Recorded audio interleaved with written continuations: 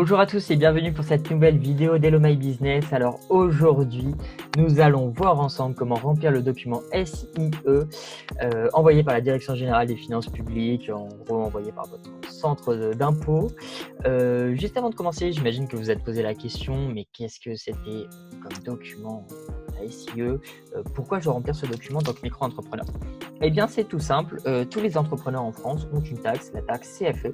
C'est la taxe foncière des entreprises concernant leurs locaux ou locales professionnels.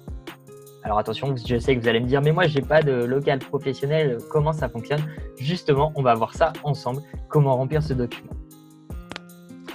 Alors, en premier lieu, on va vous demander de remplir le cadre 1 qui est l'identification de votre société. Alors, rien de bien compliqué, normalement c'est par défaut pré-rempli, donc votre adresse courriel, donc l'adresse mail est par défaut remplie dans le champ numéro 1, ainsi que votre téléphone portable. S'il n'est pas rempli, pas d'inquiétude, vous pouvez le faire vous-même. Il vous suffit de mettre votre mail en premier, votre numéro de téléphone portable en deuxième. Si vous avez un téléphone fixe, il vous suffira tout simplement de l'ajouter juste ici. Et on va vous poser une petite question un petit peu complexe sur la date effective de début d'activité. Vous la connaissez peut-être pas forcément. Eh bien, j'ai une petite astuce pour vous. Si vous n'avez pas votre cabis ou votre relevé de sirène ou votre extrait D1 en fonction de votre domaine d'activité, pas de panique. Il y a le site Sirene avec un E, donc SIRENE.fr qui vous permet en fait tout simplement de vous dire à quelle date vous avez déclaré le début de votre activité et à quelle date vous avez été immatriculé. Donc vous faudra juste indiquer la date de début d'activité et ça sera bon. Concernant la date de clôture du premier exercice, alors ça, c'est aussi une autre petite question un petit peu chiante à répondre pour être franc avec vous. Vous vous souvenez pas forcément qu'est-ce que vous avez choisi comme date de clôture de premier exercice. Alors moi, ce que je vous invite à faire, c'est d'aller vous reporter sur votre formulaire de début de déclaration d'activité et de regarder votre formulaire P0 de façon à voir quelle date de clôture de premier exercice vous avez indiqué. Si vous ne vous en souvenez plus, pas de panique encore une fois, comme je vous l'ai dit. Vous pouvez ne pas la remplir et ils vont aller chercher l'information de leur côté. Donc ça, c'est vraiment pas obligatoire à remplir. Alors le cas numéro 2, on peut se poser des questions. On vous demande votre comptable. Je pense que la majorité d'entre vous dites oui, mais moi j'ai pas de comptable, il faut que j'en prenne un. Ah bon? Pas de souci non plus.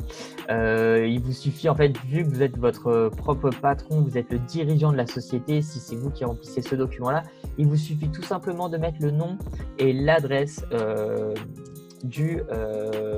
vos coordonnées pour le comptable.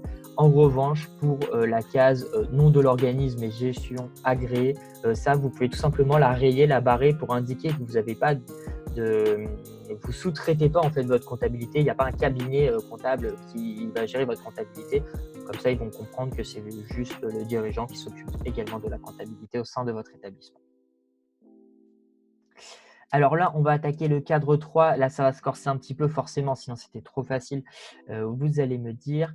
Alors, le cadre 3, ça va dépendre de votre situation personnelle. Alors, en premier lieu, on vous demande l'adresse du local. Donc ça, c'est l'adresse du siège social de votre société. Il se trouve sur le relevé sirène, le cabis, etc.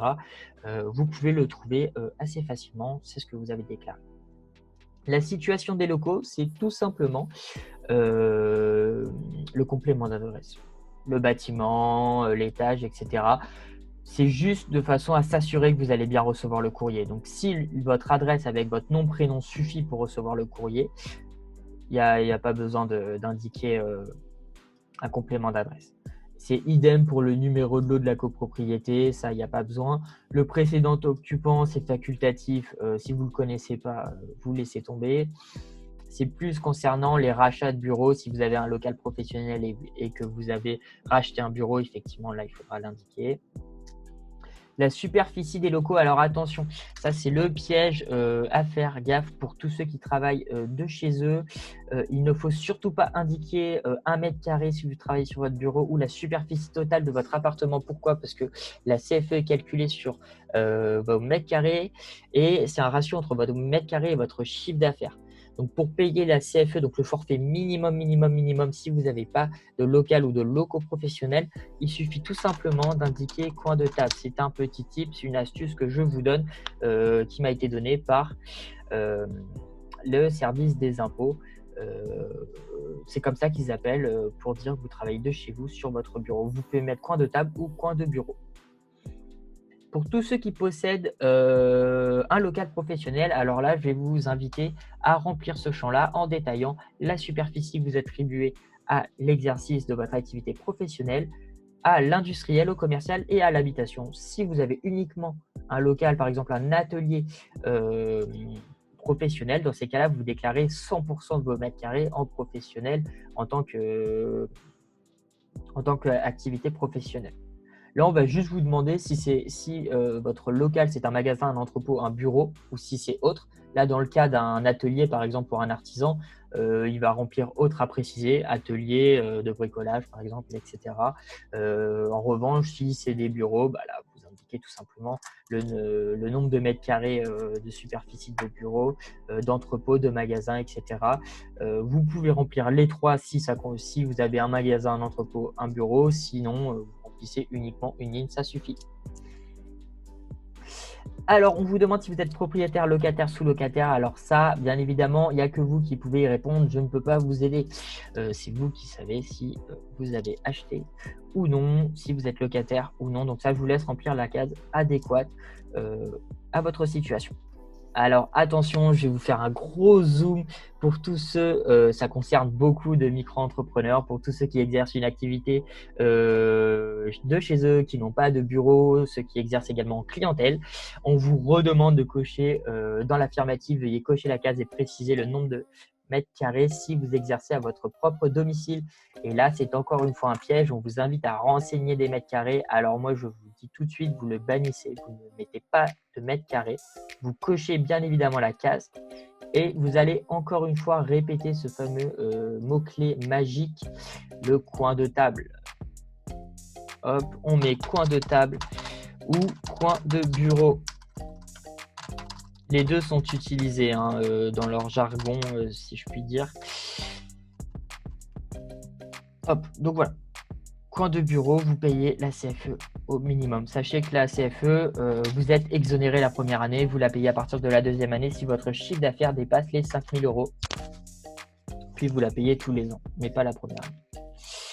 Tac, on arrive sur la dernière partie, c'est bientôt fini. J'espère que vous êtes encore un peu réveillés.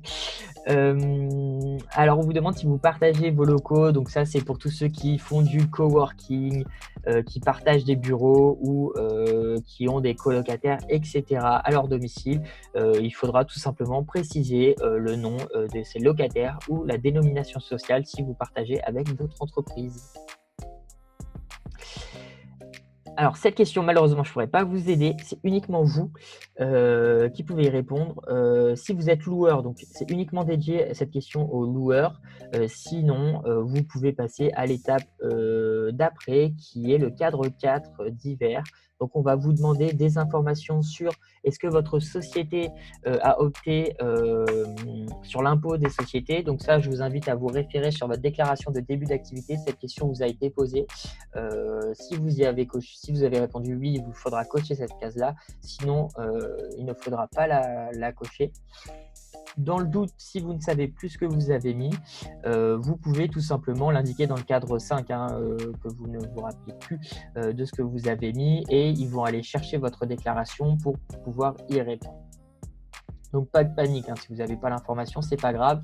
Est-ce que vous êtes membre d'une SCM? Donc ça, il n'y a que vous qui pouvez y répondre. Et dernière question, on vous demande si vous êtes inscrit à la Chambre des métiers de l'artisanat. Pour rappel, la Chambre des métiers de l'artisanat, c'est uniquement dédié aux artisans et non à toutes les activités commerciales, libérales, etc. Donc, si vous avez eu un contact avec le site CFE Métiers ou avec une CMA, il faudra vous cocher cette case-là. Sinon, c'est que vous êtes inscrit soit au RCS, soit vous êtes un libéral, vous êtes inscrit via l'URSSAF.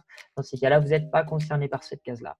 Moi, ce que je vous invite également à faire, c'est dans le cadre numéro 5, à bien insister pour ceux qui n'ont pas de local professionnel, de bien indiquer « je ne possède pas de local professionnel, j'exerce mon activité de chez moi », de façon à bien acter cela et de payer la CFE minimum pour ne pas payer plus. Et si vous avez d'autres informations que vous jugez utiles à communiquer, n'hésitez pas à remplir ce champ-là, c'est fait pour. Vaut mieux communiquer plus d'informations que pas assez. Et pour terminer, il vous suffit tout simplement de dater, signer et d'ajouter la qualité, donc c'est-à-dire.